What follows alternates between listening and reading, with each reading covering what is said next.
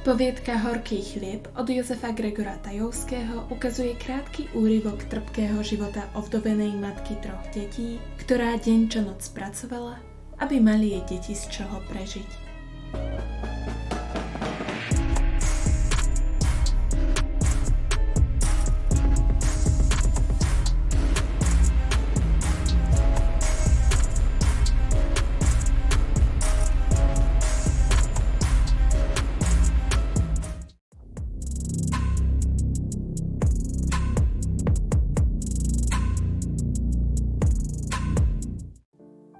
Potom, ako Turian, niekdajší alkoholik, umrel, keď zvážal drevo, ostala Mara Turianka na zarobenie živnosti úplne sama.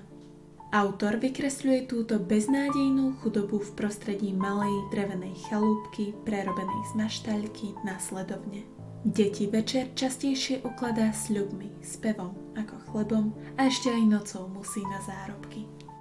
Táto poviedka sa odohráva v zime na Fašiangi, keď sa usporiadúva zábava, ktorej sa majú zúčastniť aj páni, u ktorých Turianka pracuje.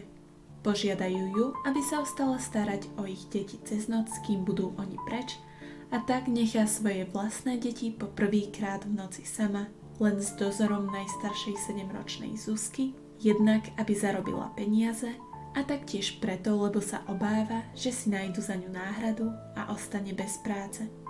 Celú noc je však vo veľkom strese a tak požiada slúžku pánov, aby na chvíľu ostala hore, kým si odbehne von a ponáhľa sa skontrolovať svoje detičky, dáva im pusu na tvár a vracia sa naspäť. Neustále jej idú hlavou výčitky, že necháva svoje deti takto samé a ide ich ešte 2 razy skontrolovať a rozloží oheň, ktorý za ten čas hasol, až sa páni vrátia o 5 ráno. Takýmto spôsobom horko ťažko zarobila 40 grošov a uzimená sa vracia domov k svojim detičkám s horšujúcim sa zdravotným stavom, ktorý jej aj 2 týždne po fašiangoch robí problém. Toto je všetko, čo potrebuješ vedieť o diele Horký chlieb.